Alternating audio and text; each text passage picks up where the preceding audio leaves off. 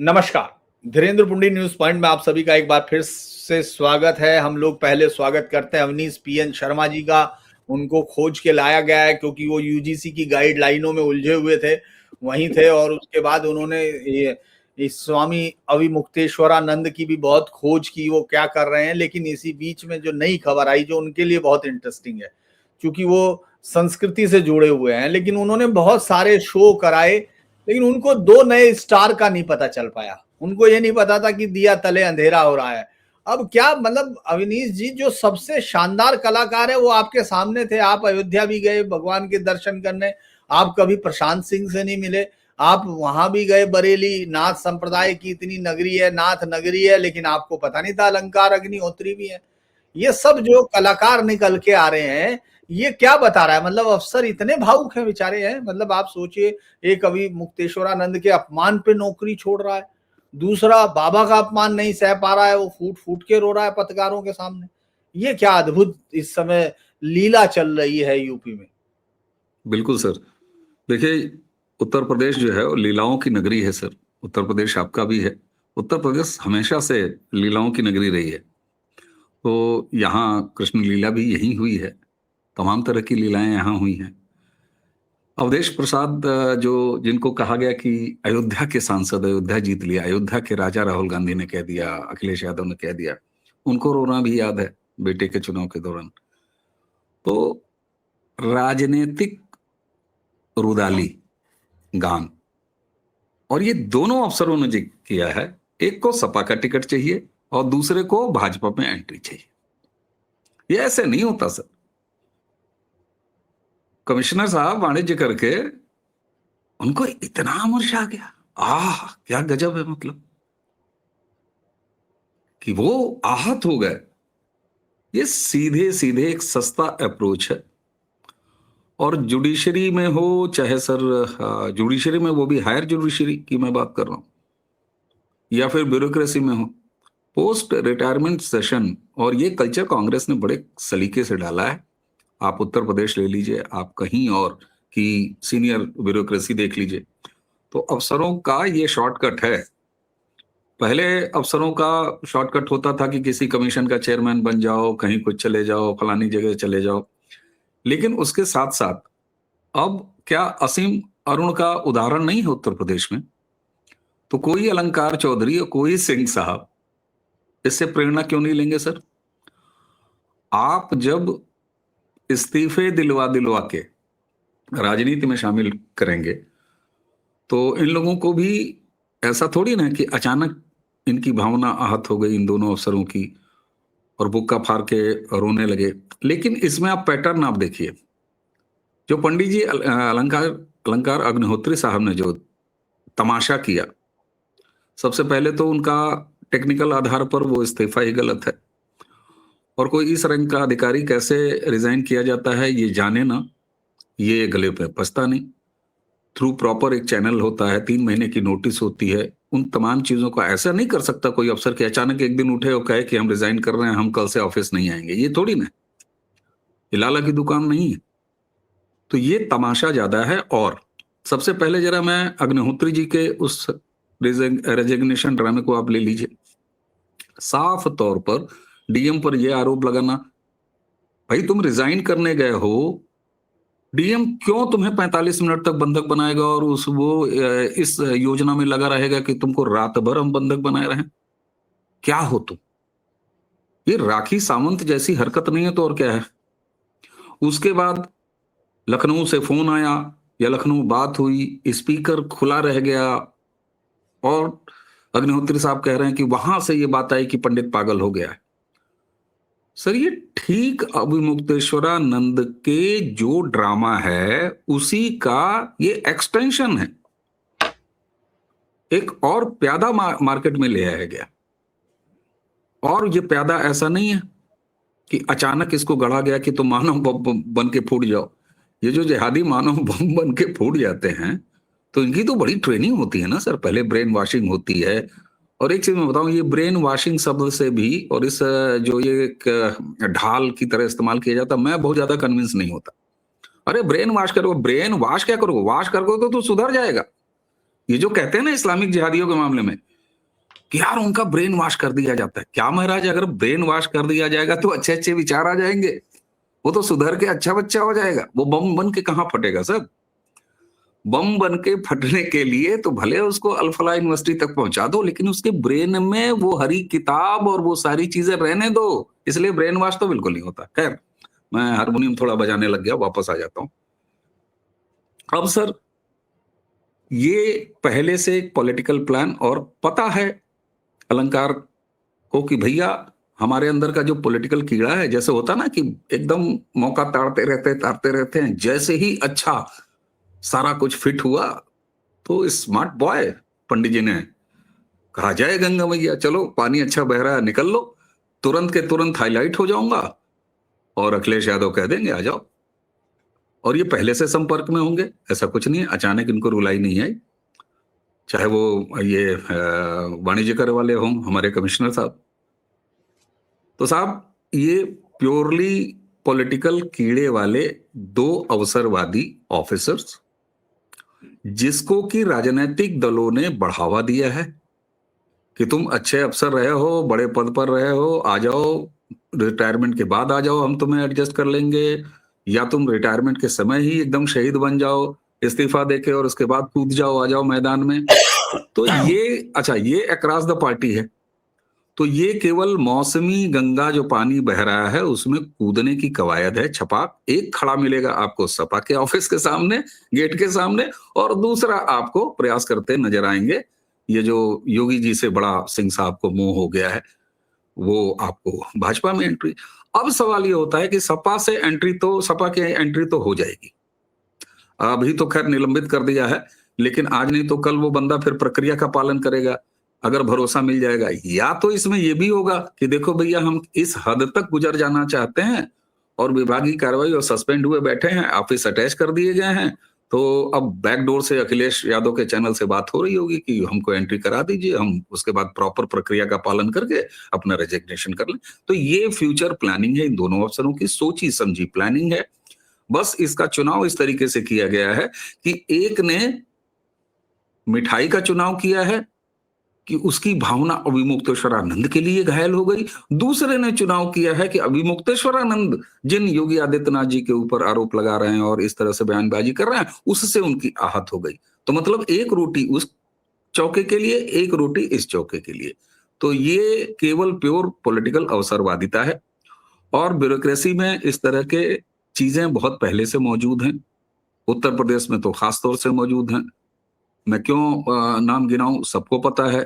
Chief secretaries को यहाँ पर पॉलिटिक्स में लाया गया, किस तरीके से पॉलिटिकल काम कराए गए, और डीजीपी, एक्स डीजीपी पॉलिटिक आपको राज्यसभा में बैठे मिलेंगे। तो ये तो एक जो ब्यूरोक्रेसी है साहब, इसका एक ये पोस्ट रिटायरमेंट सेशन या प्रोफेशनल लाइफ की दूसरी पारी, ये एक शॉर्ट एंट्री है। कभी हम गुंडे माफियाओं और उनको देखते थे, अपराधियों को देखते थे, उसके बाद जो है अब ये नई परंपरा है। तो ये तो साहब बस यही है कि मौसम बन पड़ा है, गंगा नहा लो। तो ये बस ये है कि एक ने अपनी गंगा चुनी है, दूसरे ने अपनी गंगा चुनी है। तो अब तो वेट किया जाए कि कब भाजपा में इनको पटका उड़ा के स्वागत कर लिया जाता है सिंह साहब का, और वो अपने पंडित जी जो है वो निकल जाते हैं बढ़िया से उधर सैफे की तरफ। जी। लेकिन एक बात है, क्या ये लड़ाई जो है जानबूझ के, मतलब दोनों तरफ से अगर आप देखेंगे, एक बड़ी लड़ाई ये हो रही है कि अभिमुक्तेश्वरानंद ब्राह्मण्स बनाम राजपूत योगी आदित्यनाथ, उसी तरह से अफसरों ने भी जो चूज किया उन्होंने भी वही चूज किया। तो ये जो पूरे स्टेट के चुनाव में, और वो भी उन्होंने तो यूजीसी को भी जोड़ लिया पंडित जी ने, उन्होंने और इमोशनल थोड़ा स्क्रिप्ट लिखी। हालांकि इमोशनल एक्टिंग में प्रशांत उनसे ज्यादा अच्छा पैसा मिलेगा प्रशांत को अगर वो दे, या ओवर एक्टिंग का पैसा नहीं कट सकता, अगर नहीं काटेगा अक्षय कुमार नहीं हुआ तो बहुत अच्छा रोल सर, वाकई बहुत अच्छा रोल, शानदार रोल है। तो वो ओवर एक्टिंग का पैसा नहीं कटेगा। लेकिन ये जो सवाल है कि क्या प्रदेश में इस समय 27 के चुनाव अब आ ही गए हैं एक तरह से, क्योंकि बीजेपी ने वो शुरू कर दिया है, खबरें भी आने लगी कि उन्होंने अपने कैंडिडेट ढूंढने शुरू कर दिए, उन्होंने टिकट जिनके कटेंगे उनके नाम रखने शुरू कर दिए, सारी चीजें अब आ रही हैं। लेकिन आपको क्या लगता है कि पूरे स्टेट में अगर ब्राह्मण्स राजपूत वर्सेस, जिसमें बहुत सारे पत्रकार भी इन्वॉल्व हैं, बहुत सारी चीजें भी दिखती हैं, यूट्यूबर्स भी बहुत जबरदस्त दिखते हैं जो इस सब में लगे हुए हैं, उस पेड एजेंडे को अब आपको लगता है कि वो ग्राउंड पर कहीं जड़ पकड़ता हुआ दिखता है? और अगर आप इसमें यूजीसी वाला इमोशनल टच पंडित जी का जोड़ लीजिए, तो क्या आपको लगता है कि ये लड़ाई बिल्कुल अलग कर सकती है उनको? हालांकि उन्होंने गलत चूज किया, क्योंकि यूजीसी में दोनों शामिल होते हैं, प्रशांत सिंह जो रो रहा है वो भी शामिल होगा और ये भी शामिल होगा, तो इसीलिए ये है। लेकिन क्या वाकई योगी के खिलाफ जिस तरह का माहौल क्रिएट करने की कोशिश है, उसकी तरफ ये और एक कदम आगे हो गया? क्योंकि योगी देखिए, अभी मुक्तेश्वरानंद अभी वही है, अभी तो वही है। उनको हाँ, कभी हाँ, उमा भारती कुछ कह रही हैं, कभी उनको केशव प्रसाद मौर्य कुछ कह रहे हैं। तो और अब उनके साथ जो है इस तरह के लोग भी जुड़ते हैं। तो क्या ये ब्राह्मण वर्सेस राजपूत चुनाव के लिए तैयारी की जा रही है, या क्या है? इसको कैसे देखते हैं? बिल्कुल सर। सर, इसके साथ जरा मैं इसको दूसरे तरीके से देखूंगा। इंजीनियरिंग बैकग्राउंड से आता हूं, तो हम लोग किसी भी चीज को समझने के लिए ना, रिवर्स इंजीनियरिंग एक बड़ा अच्छा तरीका होता है कि आप सब कुछ खोलते जाएं, परत दर परत उधेड़ते जाएं, तो आप अंत तक पहुंच जाते हैं और फिर आपको मर्म पकड़ में आ जाता है। जिस तरीके से अभी मुक्तेश्वरानंद ने योगी आदित्यनाथ पर निजी हमला करना शुरू किया है, ये पॉलिटिकल हमला नहीं, पॉलिटिकल से ज्यादा उनको औरंगजेब कहना, मतलब इनको अकबर कहना, उसके बाद संत ही नहीं है ये कहना, उसके बाद और भी तमाम नकारात्मक बातों से नवाजना, तो ये योगी आदित्यनाथ पर पर्सनल हमला है।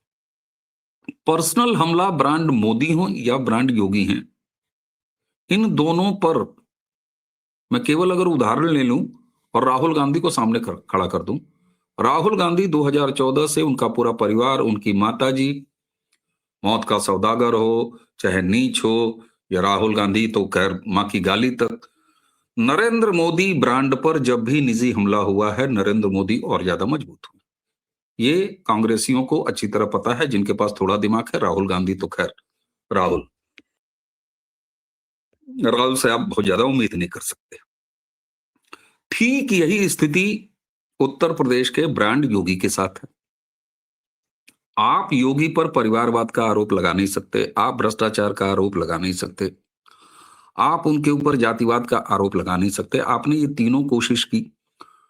कोडीन में आपने आर्थिक तंत्र को, जो भ्रष्टाचारी है, जो गलत काम से पैसे कमाता है, उसको सपोर्ट करने के लिए, क्यों? क्योंकि एक अभियुक्त उसमें से सिपाही जो बर्खास्त है, वो उसके आगे सिंह लगा हुआ था, तो आपने जोड़ने की कोशिश की। कांग्रेस ये गलती योगी आदित्यनाथ जी के सामने बहुत पहले ही कर चुकी है। 17 में जैसे ही योगी आदित्यनाथ का शपथ हुआ, कांग्रेस ने उन्हें अजय कुमार बिस्ट कहना शुरू किया और इस बात को आगे ले आने का प्रयास किया, लेकिन क्या वो कहीं ठहरा? नहीं ठहरा।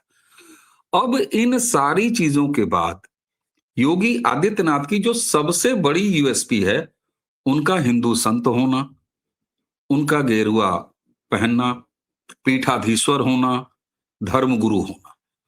तो अभिमुक्तेश्वरानंद के जरिए इस पूरी टूल किट ने अभिमुक्तेश्वरानंद को अपना हिस्सा बना के योगी के उस सनातनी जो इमेज है, जो उनकी यूएसपी है, उस पर निजी हमला शुरू किया है।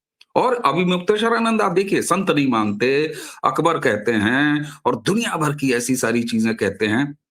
ये योगी आदित्यनाथ के उस सनातनी संत की जो इमेज है, और इसको सर मैं सच कहता हूं, नरेंद्र मोदी जी तो फिर भी गृहस्थ संत हैं, मैं उन्हें गृहस्थ संत मानता हूं, लेकिन योगी आदित्यनाथ जी योग पथ से चलकर राजपथ को आए हैं।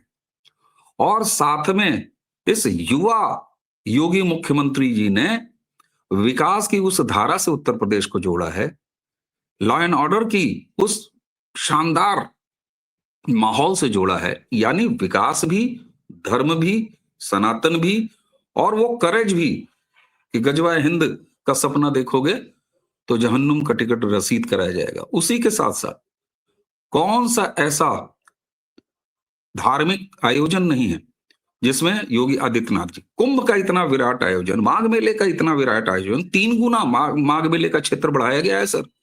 आप इसे मिनी कुंभ कह सकते हैं। आज स्थिति यह है लेकिन अगर उसके बावजूद भी आप उनके इस धार्मिक जो उनका पक्ष है इस पर अगर हमला करेंगे तो मैं आपको बता रहा हूं ये बहुत बड़ा अपने पैर पर कुल्हाड़ी मारा है कांग्रेस ने, और जिसमें सपा भी शामिल। अभिमुक्तेश्वरानंद भले इस्तेमाल हो रहे हों लेकिन ये इतना ज्यादा बाउंस बैक करेगा। आप तो सर ग्राउंड की जर्नलिस्ट रहे हैं, इतना अनुभवी जर्नलिस्ट रहे हैं। ये जो सोशल मीडिया में माहौल आप देख रहे हैं, ये जो कुछ जातिवादी पेज या कुछ इंडिविजुअल्स जो कर रहे हैं, मैं जमीन पर बता रहा हूं योगी आदित्यनाथ के संत सनातन के प्रति उनका अधिष्ठान, इसको अगर किसी ने चैलेंज किया और वो भी अभिमुक्तेश्वरानंद जैसे विवादित व्यक्ति ने, मैं बता रहा हूं ये इतना भारी पड़ेगा, इतना भारी पड़ेगा कि इन्होंने योगी जी को एक ऐसा मौका और माहौल दे दिया है जिसमें योगी जी इन्हें कहीं का नहीं छोड़ने वाले, और जनता नहीं छोड़ेगी। ये इनके लिए बहुत बड़ा राजनीतिक जहर बनने जा रहा है, मैं आपको बता रहा हूं। सख्ते में सपाई हैं, बहुत ज्यादा शुरू में मजे ले रहे थे, उसके बाद मजा लेना बंद हो गया है क्योंकि इनके पास भी सूत्र हैं। आप अगर योगी आदित्यनाथ के, एक बार आप विकास की बात कर लीजिए, उस पर आरोप लगा लेते आप कि बिजली नहीं आ रही, भाई उस पर आरोप लगा लेते। कुंभ में अव्यवस्था के आरोप आप लगा रहे थे, ठीक है चलिए, दुर्घटना पे आप कोस रहे थे, वो भी चलता है। आप माघ मेले में 10 कमियां निकाल देते, लेकिन आपने एक तमाशे को मुद्दा बनाया और उसके लिए इस्तेमाल किया अभिमुक्तेश्वरानंद को, और अभिमुक्तेश्वरानंद बिना किसी ब्रेक के योगी जी को उस धार्मिक सनातनी चरित्र पर निजी हमला, पर्सनल अटैक। तो सर नरेंद्र मोदी को तो मौत का सौदागर कह दिया, तो इतनी भारी कीमत चुकानी पड़ी। ब्रांड योगी के खिलाफ उनकी सनातनी इमेज पर ये जो निजी हमला है, ये इतना बड़ा बाउंस बैक करेगा कि पूरे विपक्ष उत्तर प्रदेश के आने दीजिए 2027 के चुनाव।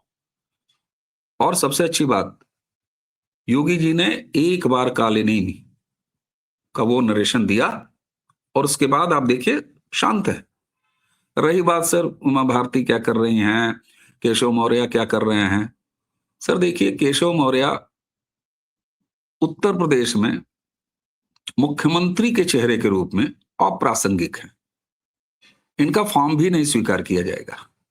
कारण यह है कि योगी आदित्यनाथ ने उत्तर प्रदेश में मुख्यमंत्री का एक ऐसा स्टैंडर्ड विद इन भाजपा पैदा कर दिया है और उस बेंचमार्क को सेट कर दिया है कि उसके लिए तो एक नया, जब भी योगी आदित्यनाथ उत्तर प्रदेश से कहीं और जाएंगे और जिसके की मतलब जनाकांक्षा है, आप जनाकांक्षा को रोक नहीं सकते। और भाजपा से कम ये उम्मीद तो की जाती है कि जिस तरीके से नरेंद्र मोदी सेंट्रल राजनीति में एंट्री किए, तो आज नहीं तो कल योगी जी जब भी जाएंगे, भाजपा के साथ सबसे बड़ी दिक्कत है उत्तर प्रदेश में योगी के बाद कौन, ये इनको नरिश करना पड़ेगा, इनको गढ़ना पड़ेगा, क्योंकि योगी ने जो हाई स्टैंडर्ड सेट किया है, चाहे वो इन्वेस्टमेंट का हो, चाहे वो डेवलपमेंट का हो, चाहे वो सुरक्षा का हो, और उसी के साथ धर्म की स्थापना, धर्म का एनरिचमेंट और उस पर अनअपोलोजेटिक होना। मैं आज आपसे बड़ी विनम्रता से दर्शकों के सामने कह रहा हूं, ये इतना बड़ा बैकफायर होगा कि जिसकी कल्पना भी नहीं की होगी कांग्रेस ने और समाजवादी पार्टी ने। लेकिन क्या आप इसमें कोई डिवीजन होते हुए नहीं देख रहे वोटों के अंदर? जो एक भी नहीं, बिल्कुल नहीं सर। मैं आपको बताता हूं, मैं महाराष्ट्र के जरिए आपको बताता हूं, 2014 से जो एक सांस्कृतिक धारा राजनीति के रूप में और इलेक्शन पैटर्न के रूप में सामने आई है ना, आप महाराष्ट्र में ही देखिए। लोग कहेंगे कि साहब लोकसभा में तो महाराष्ट्र ने और उत्तर प्रदेश ने झटका दिया था। मैंने भाऊ से बातचीत करते हुए यही सवाल रखा। मैंने कहा कि भाऊ, लोकसभा में महाराष्ट्र से, यूपी के बाद महाराष्ट्र से सबसे बड़ा झटका लगा भाजपा को, लेकिन विधानसभा आते आते माहौल बदल गया, फिर निकाय में ये बदल गया। उसके बाद ये बात हम कर रहे थे बीएमसी का, तब रिजल्ट नहीं आया था। मैंने कहा बीएमसी में भी आप इतने कॉन्फिडेंटली कह रहे हैं, और बाद में बीएमसी में जो कुछ भाऊ ने कहा वो बिल्कुल सही साबित हुआ, तो ऐसा कैसे है? भाऊ ने मुझे डांट दिया सर। भाऊ ने कहा, अरे क्या बात करते हो यार, आप लोग आंकड़े नहीं देखते। मैंने कहा क्या हुआ भाऊ? उन्होंने कहा ये बताओ कि लोकसभा में भारतीय जनता पार्टी या एनडीए और जो कांग्रेस एलआई था, जिसको सो कॉल्ड इंडिया अलायंस, इसके बीच में कितने मतों का अंतर? उन्होंने कहा 2 लाख मतों का अंतर था। बोले ये तो थोड़ी सी काहिली थी, वरना महाराष्ट्र की जनता तो लोकसभा में भी तैयार थी, तैयार होके बैठी थी। आप 2 लाख का अंतर पाट देते। बोले विधानसभा में आया, इन्होंने मेहनत की, हो गया। निकाय में आया, हो गया। मैं इस चीज को ऐसे देखता हूं कि चाहे वो महाराष्ट्र का मतदाता हो, चाहे उत्तर प्रदेश का हो, और अभी अभी बिहार ने आपको दिखाया है सर। आप इस दौर में राजनीति के जी रहे हैं हम सभी, कि जिसमें जनमानस मतदाता को ये लगता है कि भैया सीधी सी बात है, हमें सड़क नाली खड़ंजा चाहिए, हमें अपने प्रदेश का विकास भी चाहिए, सब कुछ चाहिए, हमें दिल्ली में भी विकास चाहिए, देश भी आगे बढ़ता रहे, लेकिन ये सब कुछ हमें सैफरन प्लेटों में चाहिए, वो कार्टन भी, जिसमें राष्ट्र प्रथम के साथ धर्म और सनातन प्रथम। तो इसलिए ये फ्लेवर जो है लगातार है। और एक चीज मैं आपको और बताऊं, ये जो 2 धड़े हैं, हालांकि मैं बहुत ज्यादा जातिवाद बात में कर नहीं पाता, मेरा मतलब वो केमिस्ट्री गायब है, वो केमिकल गायब है मेरे अंदर से, लेकिन हकीकत ये है सर कि ये वर्ग, इसके ऊपर तमाम आरोप लगते हैं, मैं इसे सामान्य वर्ग कह रहा हूं, सामान्य वर्ग के ऊपर तमाम आरोप लगते हैं, ठीक है, वामपंथियों का तो काम है, हाँ, मतलब उनके पास तो पिघला शीशा हमेशा तैयार रहता है कि जब चाहो तब किसी के कान में डाल दो और कह दो कि साहब ये अगड़ों ने डाल दिया। अगड़ा पिछड़ा तो नहीं कहता मैं, लेकिन अब भाई ओबीसी आपने दे रखा है, बैकवर्ड क्लास, तो फिर अगड़ा कहना पड़ेगा। लेकिन हकीकत यह है सर कि ये राष्ट्र प्रथम की भावना को जानता है।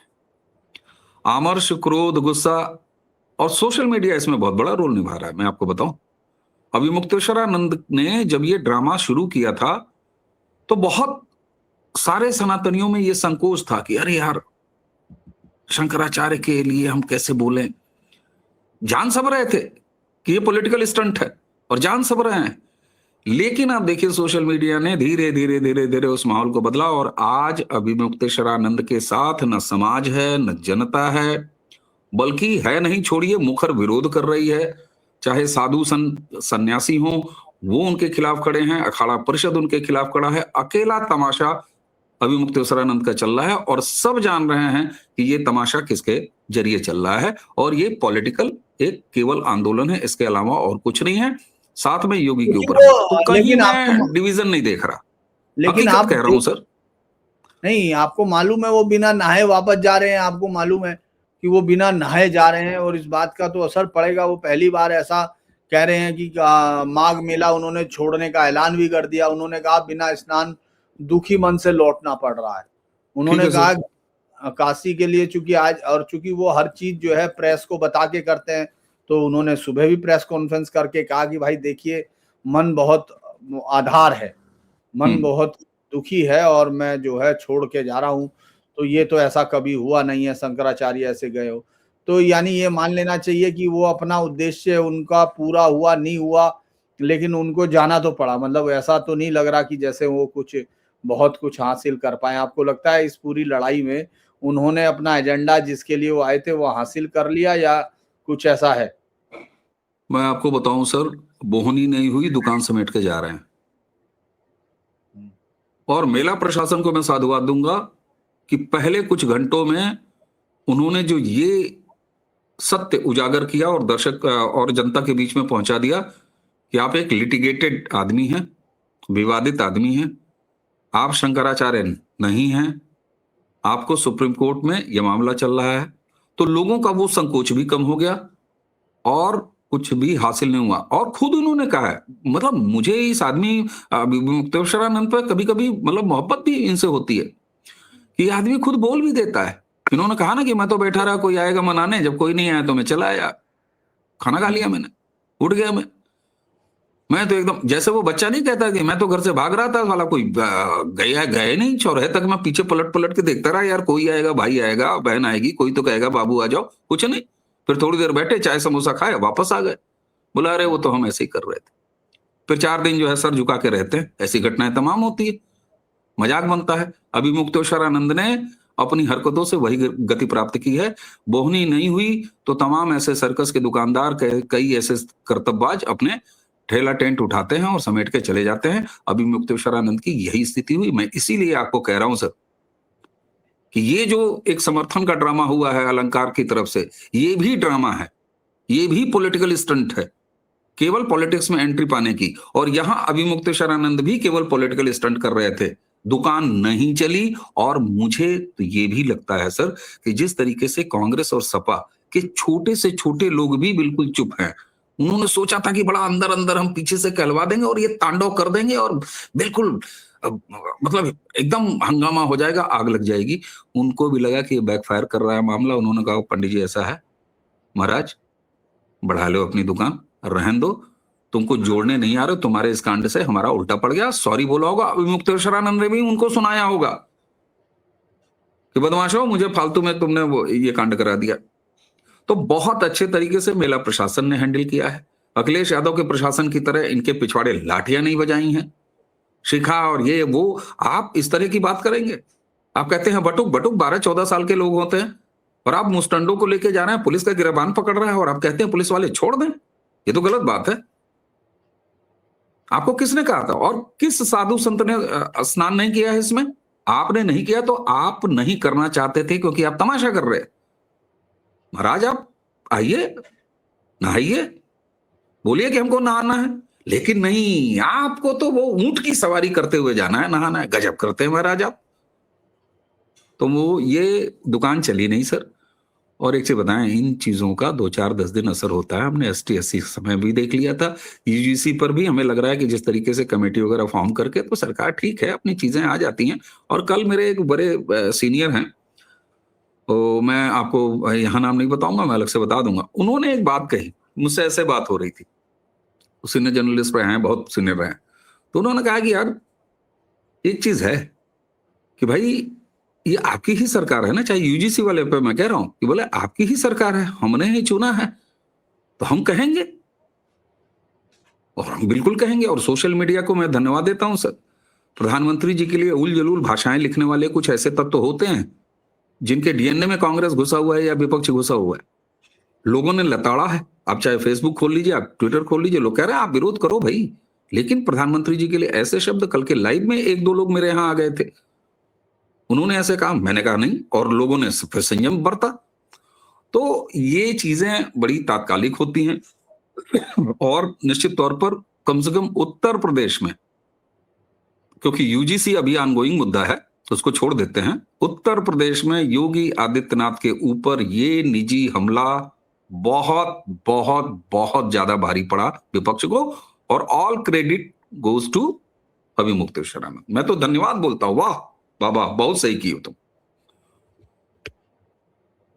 लेकिन अभी ये जो UGC मसला आप जो कह रहे, चलिए उस पे नहीं जाएंगे, लेकिन ये तो इसका नुकसान होगा या नहीं उत्तर प्रदेश में, क्योंकि योगी आदित्यनाथ और उन सब के पीछे एक बड़ा जबरदस्त वर्ग, और यूपी तो ऐसी जगह नहीं है जहां नेग्लिजिबल हो। वहां 15%, 11 से 13 के बीच में तो अकेले ब्राह्मण्स आबादी का, 7-8% राजपूत आबादी वहां होती है, और 3-4% लाला बढ़िया सब चीजें हैं। तो ये एक ऐसी लड़ाई है। और आप सबसे ज्यादा विरोध आपने देखा बनारस से लेके रायबरेली है, श्रावस्ती है, और यहाँ तक कि आप लखनऊ की सड़कों पर आपने देखा उनको, यूनिवर्सिटीज में।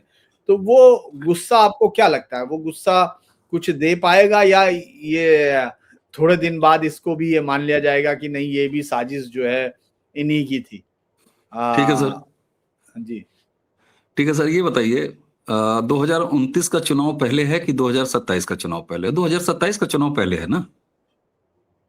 और हाँ, सोशल मीडिया पे चले जाइए, सोशल मीडिया पे चले जाइए, आपको एक स्लोगन सुनाई दे रहा है खूब तेज, योगी जी आपसे बैर नहीं, मोदी जी तुम्हारी खैर नहीं। अगर यही सेंटिमेंट ले लें, क्या उत्तर प्रदेश के लोगों को यह नहीं पता है कि ये केंद्र लेके आई है?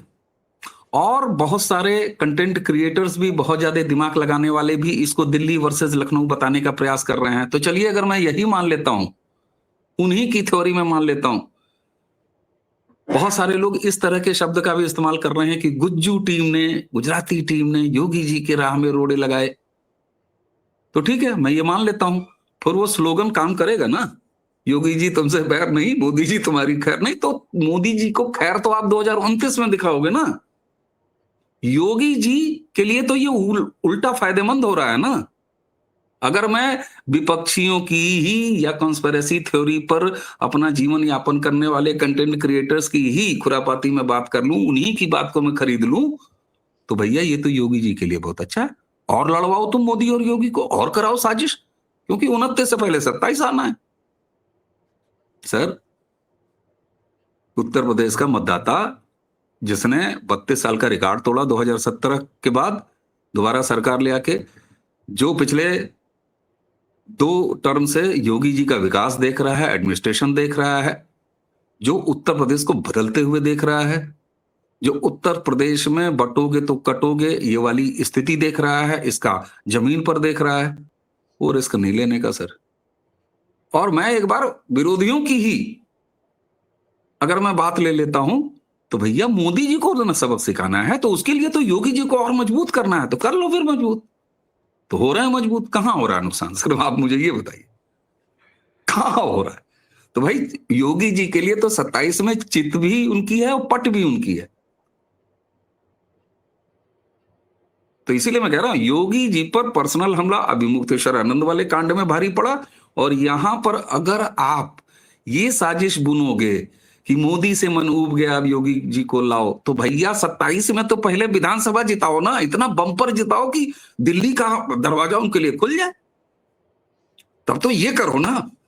मैं तो उन लोगों से ये कहूंगा कि भाई इतना प्रचंड बहुमत दो, 0 सीट दे दो विपक्ष को, सारा का सारा, मतलब जो इतिहास में नहीं हुआ दुनिया में, उतनी सीट दे दो, तब तो फिर कौन रोक पाएगा। अगर मोदी जी रोकना चाहते हैं सो कॉल्ड तरीके से, अगर अमित शाह एंट्री बैन करना चाहते हैं, अगर कट डाउन करना चाहते हैं, उनकी साजिश है अगर दिल्ली की, तो हे ऐसे कॉन्स्पिरेसी थ्योरी पर की रस्सियों पर नाचने वाले कंटेंट क्रिएटर्स, मैं तो आपसे धन्यवाद कह रहा हूं भैया कि इतना ताकत लगाओ इस नरेशन को फैलाने में कि 27 में उत्तर प्रदेश का मतदाता योगी जी का कद फुला के ऐसा कर दे कि फिर एक पैर ऐसे डालें और दिल्ली पहुंच जाए, फिर किसकी हिम्मत होगी सर।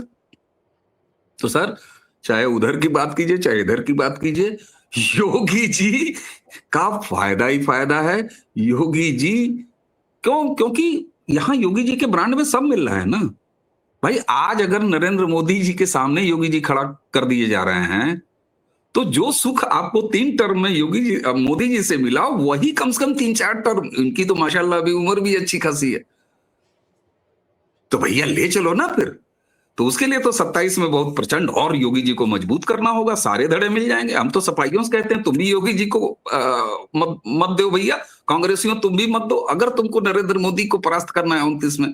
लेकिन ये भारतीय जनता पार्टी है, ये वोटों को सहेजना जानती है, इसलिए मुझे लग रहा है कि अब मैं ज्यादा इसको नहीं खोलूं, नहीं तो लोग कहेंगे कि नहीं भैया ये 27 में इनको कमजोरी रखो। नहीं भैया, 27 में योगी जी को भर भर के वोट दो, 29 में मोदी जी को निपटाने पर आना। लेकिन ये कार्डर बेस्ड पार्टी है, ये जो संभालेगी अपने आप को, और मैं आज कहता हूं सर यूजीसी पर भी, ये जो संभालेगी अपने आप को निश्चित तौर पर। और मुझे वही कल मेरे जो सीनियर है उनकी बात मुझे बड़ी अच्छी लगी। उन्होंने कहा यार सरकार हमारी है, हम अपनी शिकायत करेंगे, हम रोएंगे, हम गाएंगे, हम 50 बार कहेंगे, हाँ हम धूर्तता नहीं करेंगे, लेकिन तुम समझोगे कि इस चक्कर में हम कांग्रेस को वोट देंगे, सपा को वोट देंगे? क्या बात कर रहे हैं सर, कोई सवाल ही नहीं है, कोई सवाल ही नहीं है। बल्कि उन्होंने तो यहां तक कहा कि मान लो नोटा ही दबा दे कुछ लोग, तो सर नोटा दबाने से क्या होगा, कांग्रेस को सीट मिल जाएगी क्या? ऐसा तो नहीं है। तो वहां से भी नहीं। तो मैं तो कहूंगा कि भैया ठीक है, एक बार मैं भी आपके साथ ये नारा लगाता हूं, आपके साथ नहीं, मतलब ऐसे तमाम लोगों के साथ मैं ये नारा एक बार बुलंद करता हूं कि योगी जी आपसे बैर नहीं, मोदी जी आपकी खैर नहीं, लेकिन 27 में पहले बैर है, तब फिर 29 में खैर बताता जी। चलिए, तो आपने देखा कि अवनीश जी के पास बहुत सारी शानदार लाइन है 27 को गोरखपुर को डिफेंड करने की, और उन्होंने वो सारी चीजें बताई। आप जुड़े, अवनीश जी बहुत बहुत धन्यवाद। तमाम दर्शकों से अनुरोध है, चैनल को लाइक कीजिए, सब्सक्राइब कीजिए, शेयर कीजिए, और अवनीश जी की तरह मैं भी बोलता हूं कि बेल आइकन दबाइए ताकि उसमें सारे आपको नोटिफिकेशन मिले और प्रारब्ध पर अवनीश जी को देखिए, 2 समय वो लाइव आते हैं, उनके वीडियो आते हैं, तब आप आज के लिए नहीं, रात का एक ही लाइव है सर, रात के 9 बजे जी। रात के 9 बजे ना सर 9 बजे, तो आप वहां भी मिलें। धन्यवाद, आपका दिन शुभ हो। नमस्कार। नमस्कार सर, प्रणाम सभी दर्शकों को, राम राम।